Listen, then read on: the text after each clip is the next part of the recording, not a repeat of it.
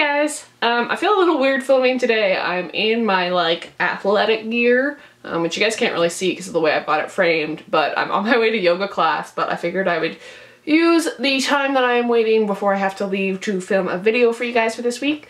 I am feeling quite a bit better than I was in my last video. I do still have a bit of a cough, but it's just kind of when I talk too much, my throat gets dry and then I cough.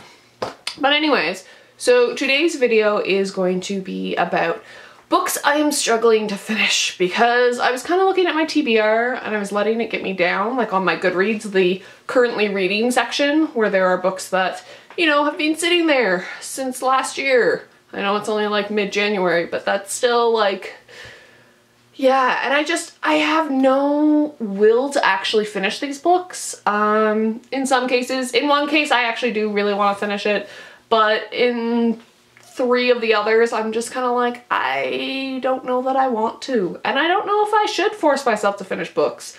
This is something I'm kind of thinking long and hard about. Is it okay to give up on books if I'm not enjoying them? Which I know that's kind of a stupid question because I should be reading for pleasure, but I'm also a completionist and I read a lot of books that I don't enjoy. See my like young adult phase, which I'm not bashing young adult literature at all. I think there is some wonderful stuff, but the majority of what I've read has been moderately terrible. But yeah, so one of the books, and this is the one that's been on there the longest, is Good Omens by Terry Pratchett and Neil Gaiman. I had really, really high hopes for this book because I love Neil Gaiman. I think he's fantastic. I went out and bought the pretty hardback edition. This edition is friggin' gorgeous, and I am currently sitting at, sorry, I just almost lost all the other books that are sitting on my lap, at page 171 out of like, I don't know, I want to say like 400, 500, 400 and something. And yeah, I haven't picked this up in months. I think I started this in May, and I'm really not enjoying it. It might be Pratchett. I do have to read The Color of Magic, which is the first Discworld novel from one of my fantasy lit classes this year. So I'll see if it's Terry Pratchett. But yeah, I haven't picked this up in months and I don't really feel the need to. And it's not that it sounds awesome. It's talking about Armageddon. It's, you know, urban fantasy. It talks about prophecies. It's kind of silly. It seems like it should be right up my alley, but it's just not. So I think I'm putting this in the do not finish pile. I may try and tackle this again in the future just because this copy is so pretty and I don't want to get rid of it, but yeah. Also, this isn't bashing any of the books that I'm mentioning in this. This is just personal preference. Yeah, I can't get through them. One of the books I actually really want to finish is Edith Wharton's House of Mirth. I'm stuck at like page 116. This seems to be a trend. I get about 100 pages in and then I just stop. Sorry, I've got a hair underneath my glasses and I think I just got it. It was driving me crazy. I really wanted to read this because Steven of Steve Reads Books said that it was amazing. And it is so far, but it's also really depressing. And I was reading this before Christmas and it was a little too depressing. I think I'm gonna set this aside for now until like it's not -17 outside. Celsius, by the way, if you're not Canadian or the rest of the world. -17 Celsius outside this morning. And gray and gloomy all the time and just generally really depressing. Yeah, I was really enjoying this. As you can tell, there's actual page flags in it, which is generally a good sign that I'm enjoying a book. But I think I'm gonna leave this till spring. This is one I'm just setting aside for now because I really do want to read some Edith Wharton. I generally really like the books that Steven likes. We share fairly similar tastes. Sometimes, although he doesn't like the drop caps, which, yes, Steven, I'm going to mention this in almost every video, that you don't like drop caps. But yes, so this one's getting set aside.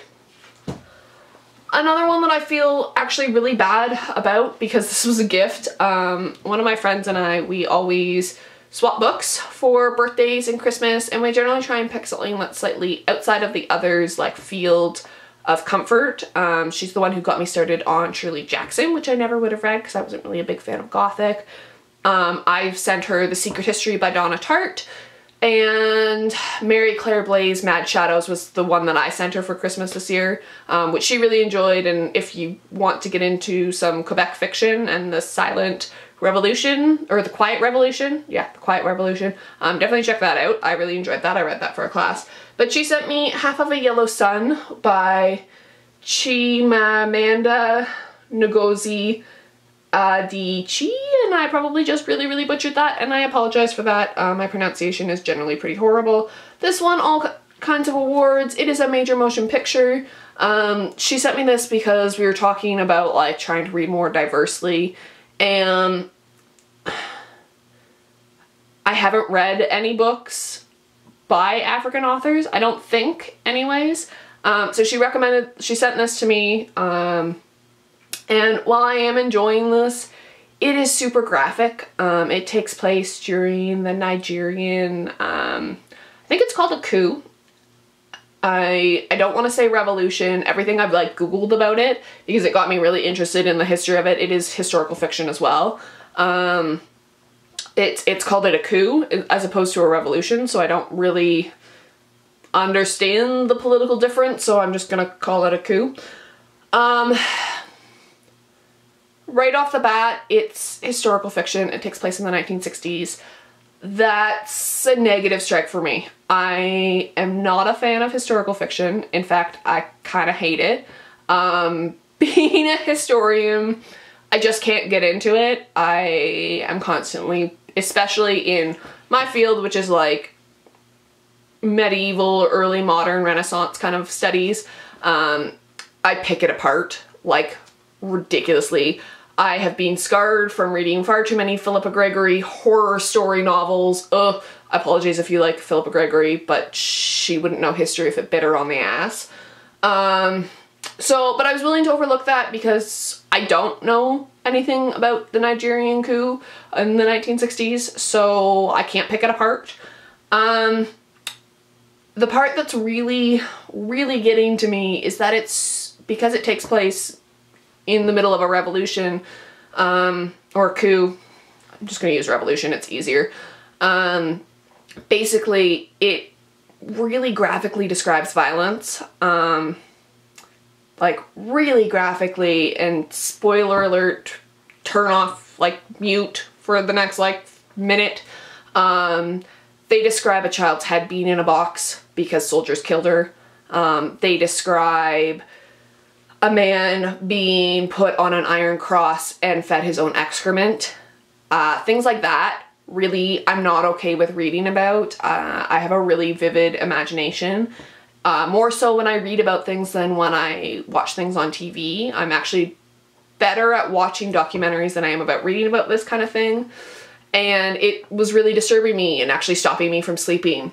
So I've set it aside. I got actually further than the other ones. I'm like 300 pages into this, and I don't think I can finish it. And I feel really bad because it was a gift, but I did make a valiant effort. I made it over halfway, but it's so graphic and it's so violent. And I get that the main story is not about that, but that just really disturbs me and I don't want to finish it. Like, I actually dread reading this book because I never know if I'm going to be super disturbed by images in it. So this one's going in the do not finish pile. I might finish it at some point. I feel really bad because it's a gift and she really recommended it, and we've talked about it a bit, about the fact that I really don't want to finish this. And she's like, but it's such a good book. And I'm like, but it's giving me nightmares. And the last book is actually an audiobook that I don't think I'm gonna finish, and I kind of have a love-hate relationship with audiobooks. I really like them for things like, I listened to The Odyssey as told by Sir Ian McKellen. So Gandalf told me the story of The Odyssey, and that was fantastic. And I'm currently listening to Dan Stevens, aka Matthew Crowley from Downton Abbey. He is telling me the story of the Iliad, and that's pretty great. I like it for things like that. Like epic poetry, I find better to listen to rather than read. I get really bored when I read epic poetry. But I am reading Caitlin Moran's How to Build a Woman, and I just find it really offensive. And this is probably going to be a really unpopular opinion because Books and Quills actually just did an interview with her. But she talks about in the very first chapter how she's running around, and I'm using her words here, I would never actually use this, with all the exuberant joy of a retard. And things like that, just the way she phrases things, it really bothers me. She's really offensive in that manner, I find. I was enjoying the content, but things like that were just tripping me up and I didn't want to listen to it. And so I switched back to listening to the Iliad. And I don't know if I'm going to finish it. It's just kind of sitting on my iPhone waiting to be finished. I got it through Audible, which me and audiobooks were okay. Like, I listen to them on my train ride when I don't feel like reading or doing anything. But I still want to like tune out the people around me, and I can't focus enough just to do that with music. Yeah, I don't know if I'll be continuing audiobooks after I stop commuting. It's something that I don't really like. I prefer actually reading things. But I have really enjoyed listening to the Odyssey and the Iliad, so maybe I'll keep it for that. But yeah, so do you guys have books that you don't finish? How do you guys treat this? Do you power through? I've been noticing, especially because like my currently reading list is getting longer and longer on Goodreads, I feel really guilty and then I just don't read other things. But I decided to not let that stop me last night, and I started reading A Room with a View, which reminded me of why I actually like reading, and not to like get caught up in books that I'm just not enjoying. Life's too short, at least to me, to be stuck with books you're not enjoying. But yeah, so let me know in the comments below what you guys think about this, and I will see you guys next week. Bye.